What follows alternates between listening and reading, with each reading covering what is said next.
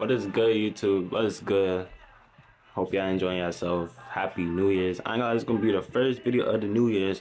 It's gonna be the first video of the New Year's, and basically this video is to really just show y'all the do's and don'ts if you're trying to start your clothing brand for 2026. Like, I mean, so you might have heard a lot of stuff or just be inspired and stuff like that in 2025 and be like, you know what, I want to start my clothing brand, and you probably add that to your resolution or your goal or whatnot, whatever the circumstance may be. If you fit that shoe, then this video is for you. So basically, I'm really just show y'all the do's and don'ts. I've been running my brand for 5 years, and I could just show y'all the type of challenges that I face and things that I've been through that I could probably tell y'all, so y'all don't go through those type of mistakes when y'all trying to start your clothing brand, or the things that y'all need to get the knowledge on before you try to start your clothing brand. Feel me? So you pick it up when I put them down.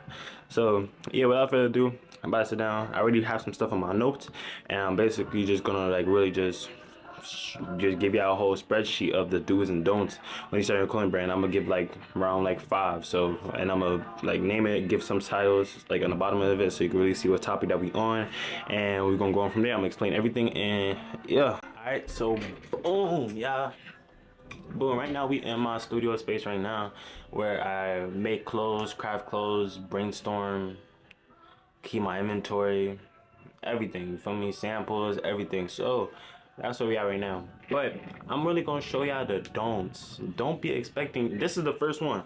Don't be expecting your manufacturer to learn off of what you send them when it comes to just the pictures and your tech pack and how you like with the product that you want, like how you communicate it with them. So don't be trying to expect them to instantly know what you want. Be specific when it comes to making a tech pack. Be specific when it comes to what it is you want and what it is you don't want, because I kid you not, if you send them something, say for example you send them something off of Instagram, right? I'm gonna give you a perfect example. Say you send them something off of Instagram, right? And you be like, and you send it to them, and you say, oh, I want the hoodie to look like this, I want it to look like that. Like, no, it's gonna seem very unprofessional, especially when you're talking to a manufacturer, and they will cheap you out. So learn how to talk to them. Learn how to talk to them. Learn a different type of fabrics. Learn a different type of buttons, rhinestones, sizes that you want. Like, it gets more deeper. Say you want rhinestone, no, you got different rhinestone sizes you could choose from, and you could actually manufacture which rhinestone size do you have. So say you want screen print, like which one, Pastelsol ink or you want water-based ink. Like, it gets more deeper, and that's what I'm saying. Like, educate yourself before you try to just say, oh, I want this based off what you just see like of somebody else clothing brand, or you get inspired. Because I kid you not, there's nothing wrong with being inspired. Every fashion designer, quote unquote fashion designer, gets inspired by something. 100%. Nobody just create things. Like, everybody gets inspired and they just really just make it better, make it more creative, just add on, yada yada yada. So just learn how to talk to manufacturers, learn the different type of clothing, fabrics, everything. Like, not only you, because you could see people unit space warehouse whatever, and they started a brand off of there, but like 9 times out of 10 they don't even have no sewing machine. Like, learn how to use a sewing machine, learn how to even make small things. I started off with making a tote bag off of a sewing machine in my mom's crib. Feel me? So it's just like, learn the basics first before you try to just tell them something very unprofessional, and they're gonna instantly know that, oh, this person is kind of a rookie. We could cheap him out. Like, I promise you, any manufacturer can make exactly what you want. It's all up to you and how you talk to them, how you communicate with them. I promise you that. Once you get that down pat, you could literally, I could literally have a manufacturer right now, my main manufacturer, and go to another manufacturer to produce the same thing, and it's gonna come out the same exact way, because I understand how to talk to them, you know? So it's not hard at all. Just learn how to talk to them, because a lot of them basically they want money. I promise you, they want money, and it's one way to get your money's worth or to not get your money's worth. Like, you gonna want your money to be worth. Like, feel me? It's business at the end of the day. So there's nothing wrong with just quoting something out when it comes to them sending back over a picture of your sample or whatever. And it's business at the end of the day. So yeah. So I say just Learn how to talk to manufacturers. Like that's one of the do's is just to learn how to talk to manufacturers, and the don'ts is to don't sound unprofessional when you're talking to them. Like really, especially when you start off talking, like have templates of how you want to start off. You feel me? So yeah. Alright, boom. Another tip is a lot of people actually don't know this. Like a lot of people, especially when they start their clothing brand, a lot of people don't even like know that they're aware for this. But don't pay full pricing on shipping. You could literally have a discount and not pay for the bulk price when it comes to shipping with the thousands of dollars, the hundreds of dollars. Obviously, when you're at that stage or whatever, like don't pay full price for shipping. You do not have to pay full price for shipping, and a lot of people don't know this. A lot of people don't know this. And shipping, when you're now getting into it, you're gonna be like, okay, shipping's light. But when you start picking up some type of traffic and realizing that, oh, I need to get a bulk, yeah, like when you realize like, oh shoot, I need to get a bulk now, like 50 MOQ. Let me get that. Boom. You realize, damn, this shipping $600, $800, $1,000 for this. Like, damn. And then boom, now it's time for you to get 100 MOQ bulk. He's like, damn, 2,000 for just ship. Like, bro, you don't have to pay full prices for the shipping. And now I'm gonna put y'all on. So boom, tell your manufacturer that you want to have your shipping address at a tax-free state. So basically it's gonna cut off the tax when it comes to shipping. So you could literally just tell them that, oh, I wanna switch my shipping address to a tax-free state, but still ship it at where you want your goods to be shipped at. So you could literally search it up, some tax-free states and or whatnot, and I'm gonna pop the one that I personally use on the screen, and they literally ship it to my same exact address where I want all the goods to be shipped. But all they did was just switch it to a tax-free state. So I'm gonna pop the one that I personally use right here. So you could also just use this. You feel me? Like, but you could also just search up other tax-free states. It's not hard at all. It's just tax-free states. So yeah, just tell your manufacturer that you want to switch it to a tax-free state. And another one which I'm recently just starting to get into is you could get a freight forwarder. So basically what that is basically when you're normally shipping or like having manufacturer shipping, they will add extra fees. They will add extra fees because the people that is normally shipping out your orders, that's basically their job. So they don't mind doing it. Like they don't mind getting, that's how they get paid. So they will literally just throw in an extra $200, $300. Like when you can literally avoid that by getting a freight forwarder, which their job is to get you the lowest prices. They can also give you options on your time frame on when they could come. Like it's basically like if you, well, obviously you're a brand owner, you have to know what Pirate Ship is. If you know what Pirate Ship is, that's basically where you go, a platform where you ship your orders through Shopify. Basically, look at it as that. For example, you putting in somebody address, or you putting in some people orders to fulfill, right? You go on Pirate Ship and they give you different options, UPS, USPS, the list goes on, and they will give you different type of price range and the time that it will come, like overnight shipping, 3 day shipping, which is the most common one. Like you picking up what I'm putting out. So basically it's the same way but reverse. Like you could get a freight forwarder and stuff, and you could really just go on from there. Like, so yeah, just you could get a freight forwarder, and that could also cut down on the pricing and everything where it comes to just shipping. So yeah, you can avoid shipping. I promise you can avoid shipping. So yeah, that's another do's notes. Now we're on to the next one. Another one is bulk, especially when you're starting. Like I'm saying, this video is basically for when you're starting off. So when you're starting off and you want to get a bulk, 9 times out of 10, all your manufacturer, any manufacturer that you go to is going to say 50 MOQ. What if I could tell you that you could literally break that down? You could get 30 MOQ, 20 MOQ, 40 MOQ. Yes, it sounds too good to be true, but I promise you, it couldn't work, and I done this multiple times.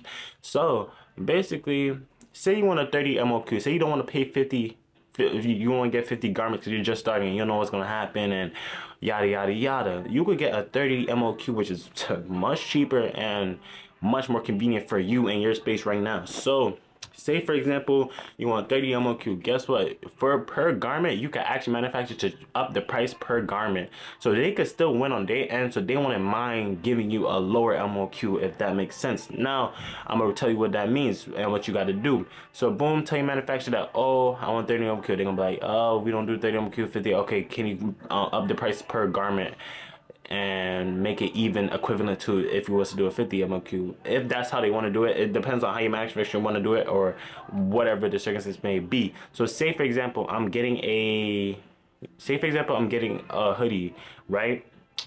To get one hoodie made, if I was to do a 50 MOQ, to get one hoodie made, it's $30. Say it takes me $30 to get that one hoodie made, right? So I'm gonna actually do this so I can just give you an accurate price.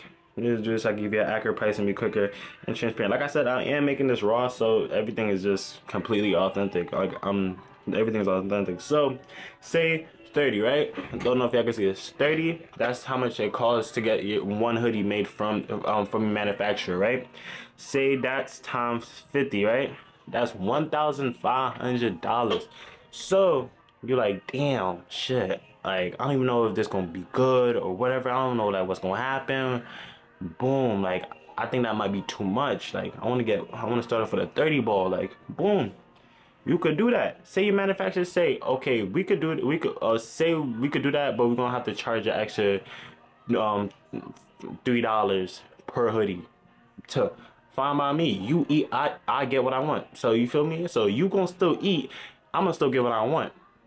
And it's gonna be more convenient so I can scale on from just starting off with 30. So say for example, it's gonna be 33. It's gonna be 33. I don't know if it's gonna be reverse on the other side, but y'all can see it's two threes. It's $33. So 33 times $30 to much cheaper than paying $1,500. Feel me? You could just pay you a calm little $1,000. So yeah, a lot of people actually don't know that, but you could do that 100%. So yeah, now you know. So now we on to the fourth.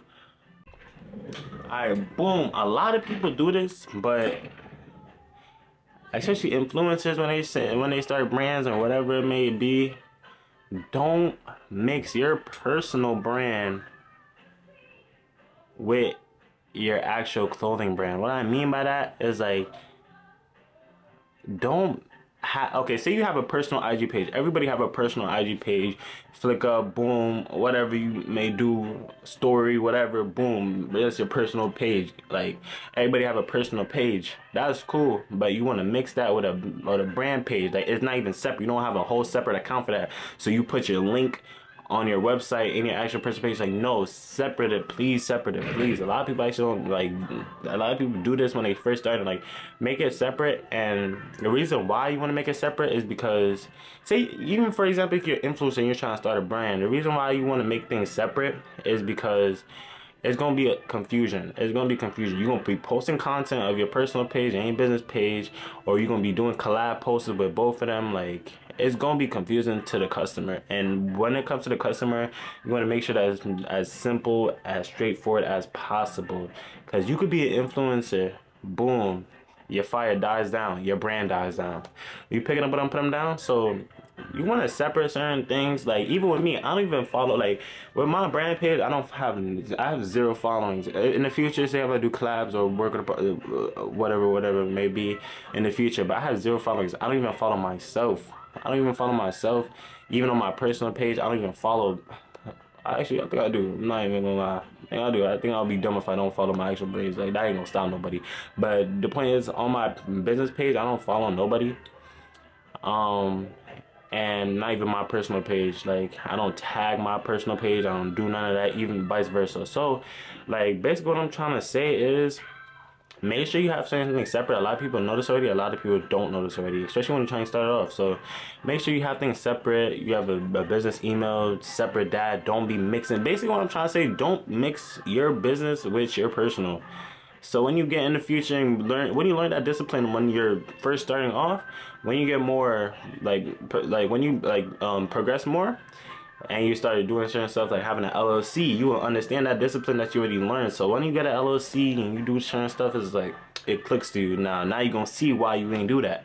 But that's just an example, you feel me? So yeah, just don't be mixing your personal content with your business content, mixing things up, and no, separate it. Like, let people don't know who that who like let people know that it's completely separate. So yeah, nah. But that's number 4. Now we on to number 5. Alright, and this is the main one. I'm leaving like one of the best for last. Every clothing brand owner, you want to get sales. That's how you improve. That's how you upgrade on everything you do with the business. That's how you scale. Now, I'm gonna tell you this. If you click on this video and you have a brand already and you're like, I'm not getting no sales, I'm not, like, nothing is really happening, like, especially with your organic content, like you just taking flat lays, taking models, having your friends taking videos and doing like whatever it is, like, you feel me, just, and you realize that, damn, I'm not converting, I'm not getting no sales. This take more capital, but yes, this builds what your brand is. This builds a storyline behind your brand. This builds a meaning. This builds a community. This builds a family. And what really draws customers is just the dopamine that they get from what they see. What I mean by that is, every human, we have dopamine. We produce dopamine in our head. So basically, what that is basically like, say you telling a story and that person can relate to that story, they automatically gonna be sucked into what they see. And what I mean by that, I mean, dig deeper. When you have an artist, say your favorite artist is Rod Wave. You feel me? Say your favorite artist is Rod Wave. What type of music is Rod Wave makes? Relatable music, struggle music, hustle music. Is that you? Okay, so you relate to them. You want to buy a concert. You love them. You listen to the music 24/7. Like, same with clothing brand. You see their story. You see what they trying to tell. You see where they came from. Like, it will literally open your be like, yeah, bro, like, oh yeah, I follow the brand, like, I'm gonna wear it, like, for me, I'm gonna support that brand, or I'm gonna buy that brand because I could resonate with that brand. You feel me? You're telling a story. So, like, being a storyteller is not easy. On top of being a brand owner, they're two separate things, believe it or not. A storyteller and being a brand owner, they're two separate things. And obviously, you could be a solo entrepreneur at the start, especially when you're a solo entrepreneur at the start. You have to do everything yourself: inventory, product, buying inventory, directing different campaigns, all this. It could get hectic but over time, you're gonna build a team and stuff like that. And I'm talking for everybody that's watching this video because I want everybody to do good. But yeah, like I'm saying, so yeah, every human is made of just, our brain have a dopamine. So when we see something and we can resonate with that, we feel that we're connected with that, if that makes sense. And that's the goal, is like, that's what really could separate your brand from somebody else's brand. Like, your reels is cinematic. Like, you hire a videographer, a freelance videographer, which is, that's what if I could say anything, any advice, is find a freelance videographer locally and build a connection, build a strong bond with them. Keep doing, like, keep having, if you have a thought in your head, tell it to them, make it turn into a reality. Like, you already have your friends that come model in there, you already think you keep hire models depending on what stage you at. Like, a videographer is really what's gonna change the game, and a lot of people don't talk about that. If you want to separate your brand from other people's brands, start going cinematic with your reels.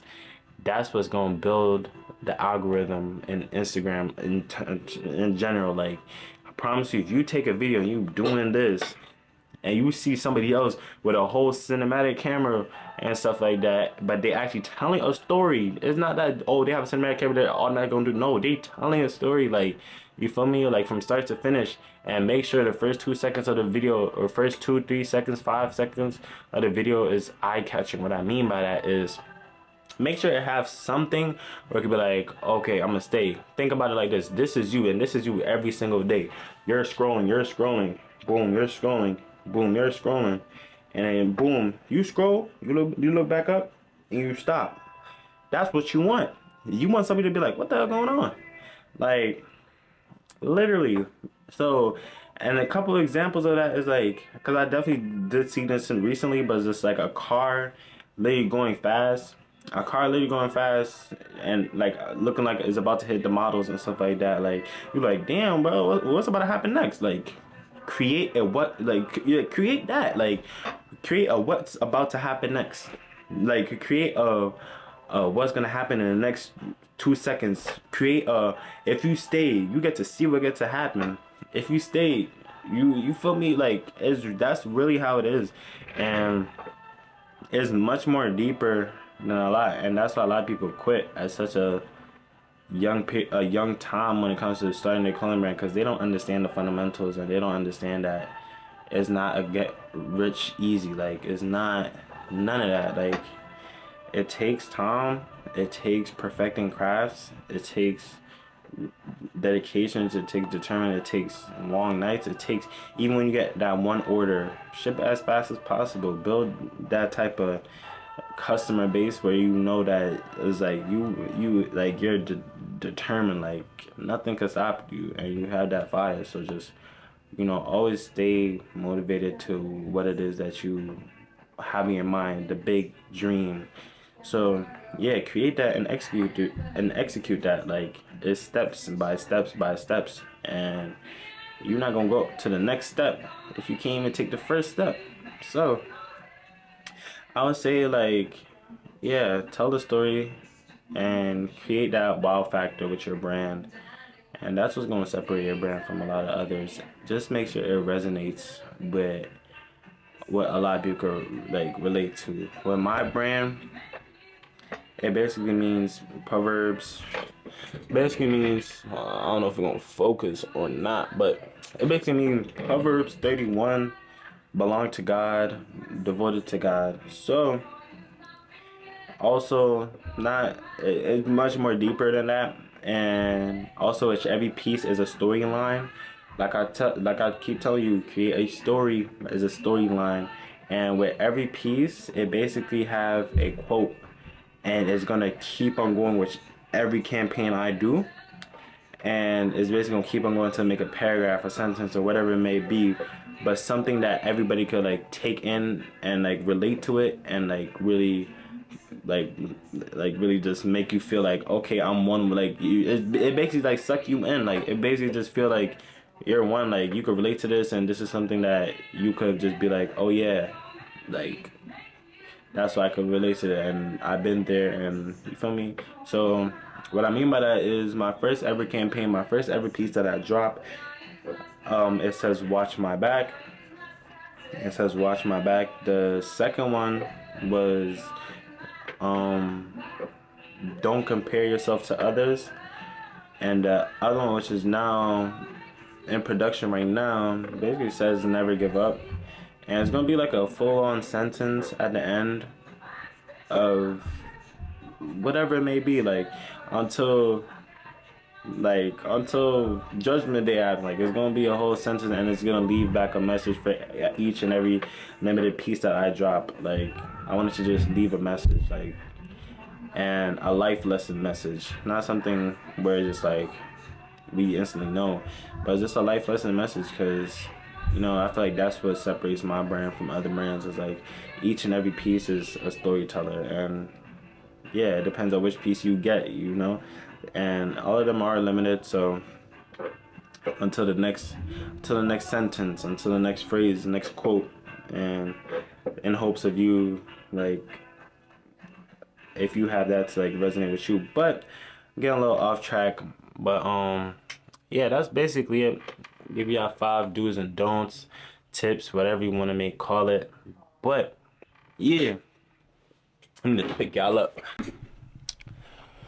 Yeah, that's basically it. That looks so yellow, but yeah, that's basically it though. I hope y'all could at least take a lot of this tips in, a lot of this knowledge in, and really like implement it in your brand. And yeah, for sure. So other than that, see y'all later. Peace out.